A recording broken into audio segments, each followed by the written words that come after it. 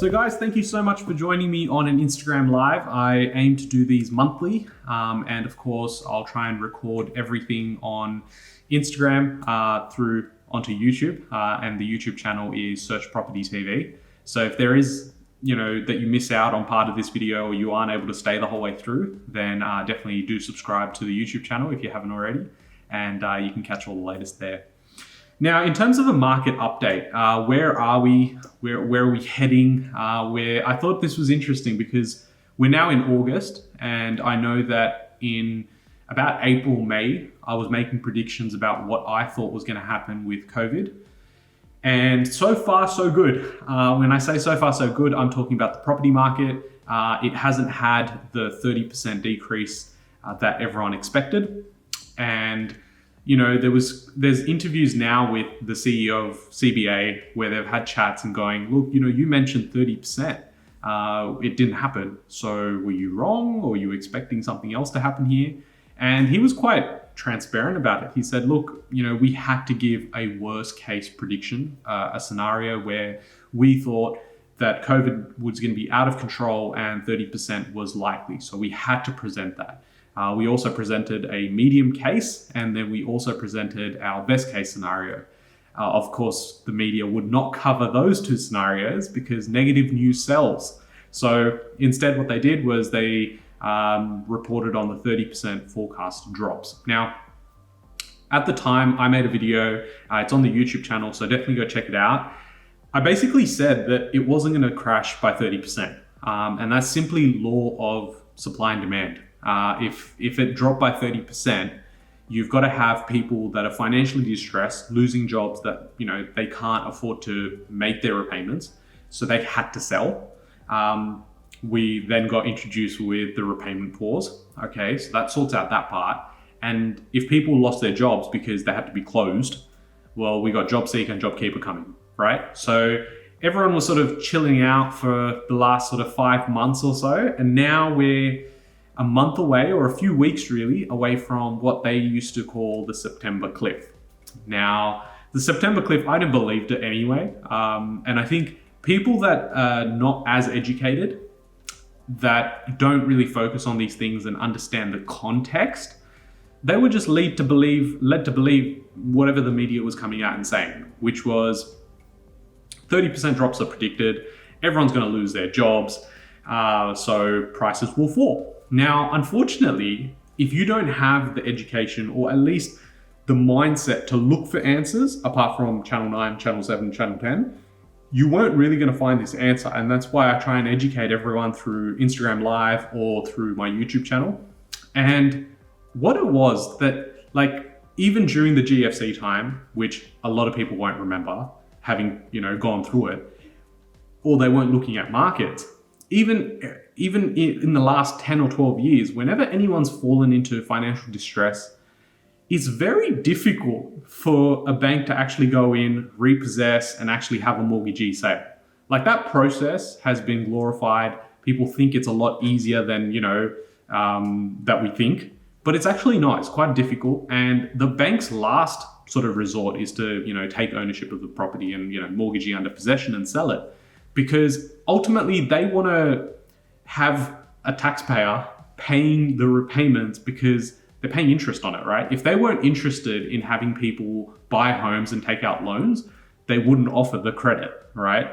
It's in their best interest to actually have people continue to pay their repayments because the bank makes more money like that, right? If they suddenly now sell the property because the mortgagee came under, financial distress, well, they could go and whoever's purchasing it might be purchasing it with cash, or they might be purchasing it with another bank. So then bank A loses out. And so that part of the understanding that people didn't have was what caused this avalanche of news to just be glorified, trending, went viral, 30% drops. Oh my God, CBA saying that. If people actually looked beneath that, they would understand why certain things were said.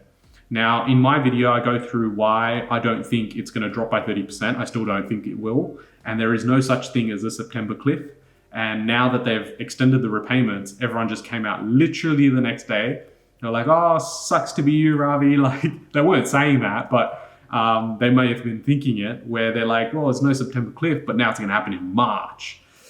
Truth is, just like what happened in September, or what will happen in September, is going to happen in March. There's no surprises. If someone falls behind on their repayments, there's actually a process. You go into financial hardship. They try and help you through the process of making those repayments. So September cliff, not going to happen. March cliff, not going to happen. And I think is the beginning of the property boom. And a lot of people will forget very quickly the scenario we are currently in or were in, because we were in lockdowns and everything was uncertain. And 6 months later, the RBA's gone and dropped the interest rates. The government's printing money. It's you can't even think about what people were thinking about, say, 3 or 4 months ago. So in a year's time, when we look back at this moment, the only thing that people are going to have is this massive sense of regret for not actually being proactive. People are scared about losing jobs, and they're all real sort of predicaments to have and concerns. However, if you have a professional on your side, and that may not be me, right? Guys, this is not me trying to have a sales pitch at you guys. I'm trying to educate that irrespective of who you have in your team, your financial team, they need to have experience with these sort of things. They need to understand how money markets work, how finance works, and how the economy works. Some dude trying to sell you new properties is just not going to cut it. They need to provide more education than that. And unfortunately, there are a lot of people in the industry that just don't provide that. Having been in it for 6 years, personally investing, and now becoming a buyer's agent in the last sort of year or so, I've had so many people, developers, mortgage brokers, all coming up, accountants coming up, giving their spiel about what they want and referrals this and referrals that. It's a load of shit. I said no to everything. I like doing things my way, and I like to do it ethically, because I was in the position you guys are in. I feel like I'm going to feel a lot better as a human if I get to help someone ethically. They get to grow. Ultimately, I'll grow. If that takes me a longer period of time, I'd rather that than to actually be cutting corners and try and get someone roped into doing something that's probably not in their best interest. So I guess as a whole, this idea of some sort of cliff coming through is not going to happen. We are seeing certain movements in price action. So I'm going to declare that as regionals and capital cities. Within capital cities, there are some suburbs that are still experiencing growth, irrespective of how many people have lost jobs in those suburbs. People are moving around, and we are seeing that because there's a lack of listings. People aren't selling their properties. They're not selling because they're not scared, the market's crashing. It's because there's nothing else being sold. So how can someone sell their house when they don't know where they're going to move into? And that's pretty much why people are holding back. 99% of people are scared, and for good reason, I guess. Education is not there. So when you don't know what's on the other side, or you can't see through the window, it's cloudy, it's gray, you're going to sort of just stop and not do anything. And that's what we're finding quite a bit. I'm talking to agents every day, and they're like, we're trying to tell people to sell their homes, it's going to be good for them because there's so much demand. A few of the properties I've missed out on for my clients is because there are so many buyer groups interested in these 1 or 2 properties that are getting listed. Only 6 months ago, I went on a massive, buying spree of purchasing property. And at that time, the market was very different to what it is now. Properties that were selling for 220, 230 are now selling for 270, 280. And these are in regional markets, right? So if we speak about capital cities, houses in certain areas, they're holding steady or they're going up. What is really skewing the numbers here is these large high-rise apartments that is really screwing up the market. And the people that are getting burnt the most are people that bought off the plan, say, a year, 2 years ago, expecting to now settle. Their valuations are going to come back like shit. And that means essentially the banks won't give them the loan that they once were going to give.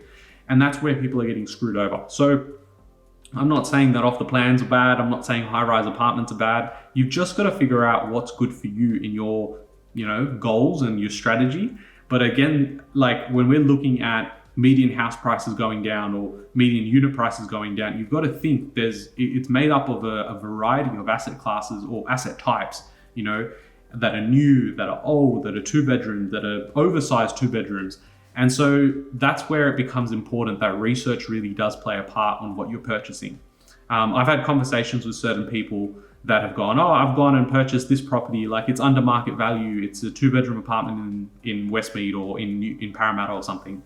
And there's so many concerns I have with that because we're in a market that it's like a falling knife. Like, when do you catch it? When is it going to catch the bottom? And if you're holding for, the next 10, 15, 20 years, you're probably going to do well. But what you're essentially trying to do is go make the most of your money in the short term, because you'll be able to go and purchase 3 properties in the time that you hope that your property doesn't go down in value. When I was talking to someone else, having a lot of these strategy calls. So if you do want to have a strategy call, DM me after this. But having a lot of these strategy calls, I literally have people going, I bought property about 2 years ago. I'm glad it hasn't gone down in value. It's still what I paid for it is what it's holding up to be.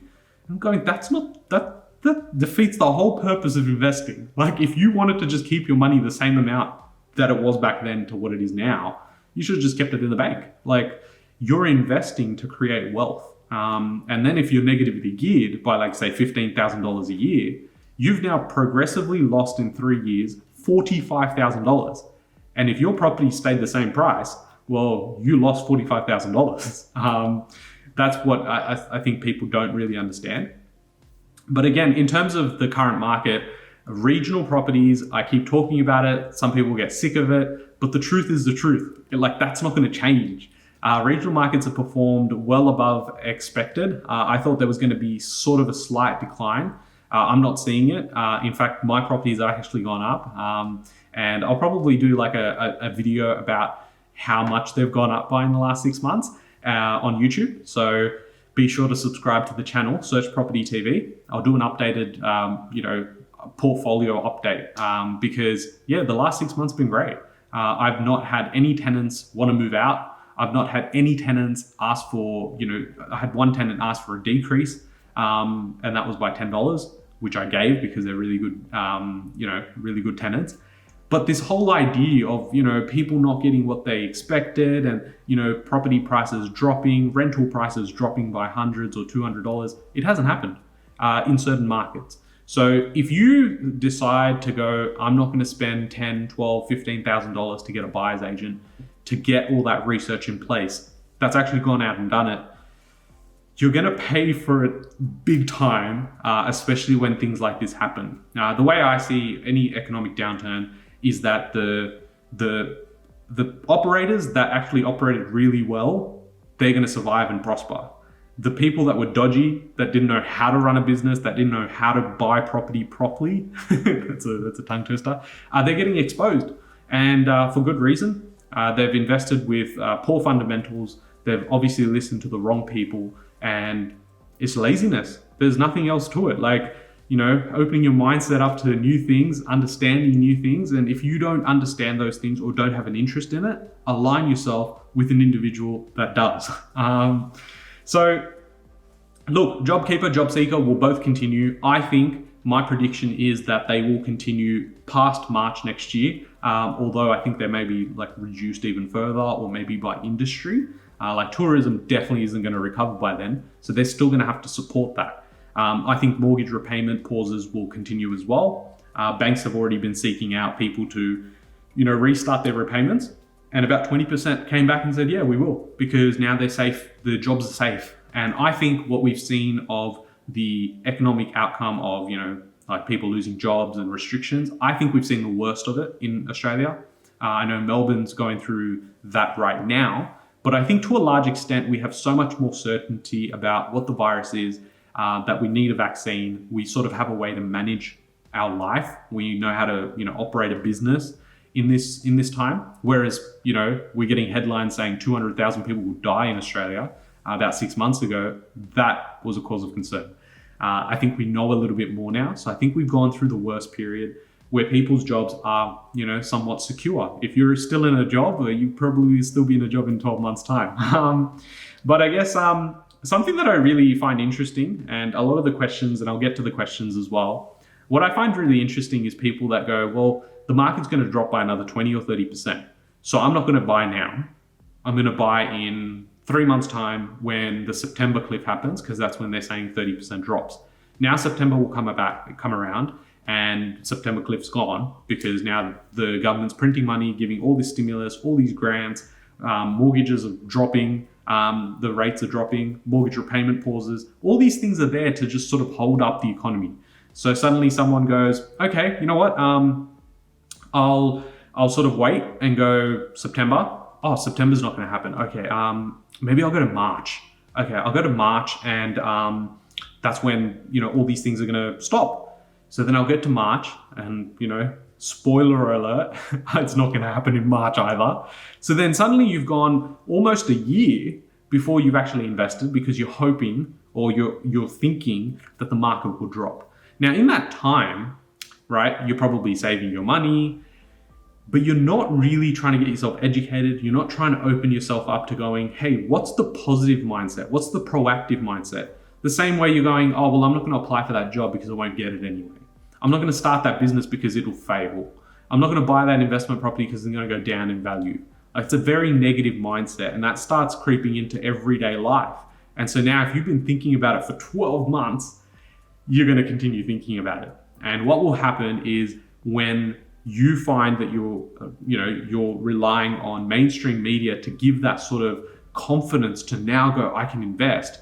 The thing is, if the media are reporting it, it means it's too late, right? Especially when we're on the way up.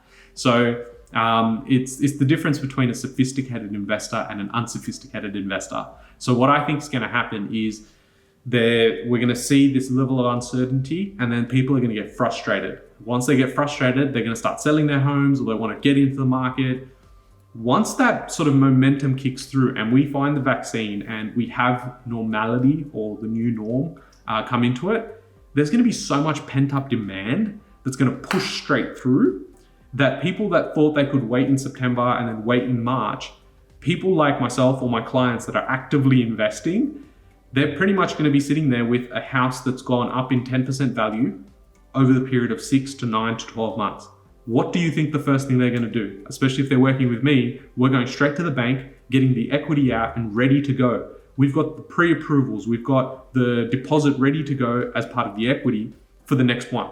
So are you going to be quicker, having waited 12 months and being in the reactive mindset, waiting for the media to tell you it's a good time, and everyone else now coming in, or us having calculated what's been happening for the last 6 months, planning ahead, getting our loan structuring correct, so that when this happens, it's not a matter of if, when this happens, you're in the best position to actually fire up. I think it's going to definitely be the clients that are on the proactive side. In terms of looking at the market as a long-term hold. So even if I had the money today to invest, would I be investing knowing the market will drop by 10% or potentially drop by 10%? The thing is, I can only control today, right? I don't know what's going to happen in the future. No one does. But with a high level of certainty, you can sort of predict and look at modeling of what you think prices will do based on supply and demand, population growth, shortage of supply, new building approvals as well, right? So when we're looking at that, I'm going, the thing is, even if it does go down by 5 or 10% in the next 6 months, I've secured the real estate today. What do I care if it went down in 6 months or 12 months by 5%? What's 5% on a $250,000 loan? Like $12,500, right? So if I'm going 5% is only $12,000, but I can get into the property now, and in 12 months' time, the positive cash flow I get is about $6,000. Well, I've already got the real estate, and this is hedging my bets against the fact that if property actually goes up by 10%, well, now you're in a win-win position because you got positive cash flow for 12 months, plus you got the growth. Whereas most people are going to sit there and go, oh, now I want to invest, but now the market didn't go down, it went up by 10%, and now I've got 3-4 other buyers also going for the same property, so now you're overpaying for it. The compounding effect of this is massive, because if you overpay on your first property, you don't have enough equity to go into your second property. If you bought well in the first one, by the time someone else is about to buy their first, you could potentially be in 3 properties.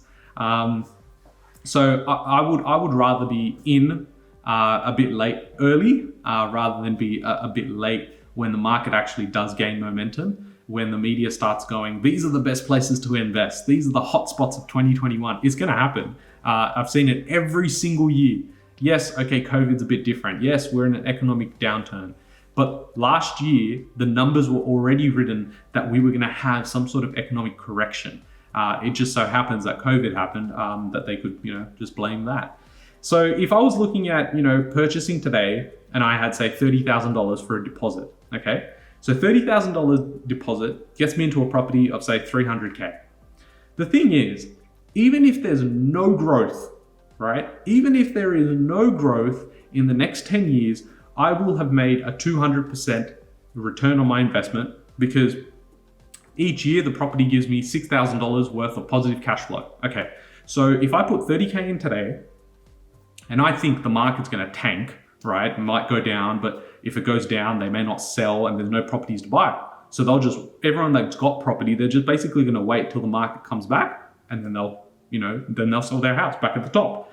So if that's the case, I can make 6,000 now, 6,000 next year, 6,000 the year after. So in 5 years' time, 6 by 5 means $30,000. Now, I put $30,000 into the deal as a deposit, but I got back in cash flow $30,000 5 years later.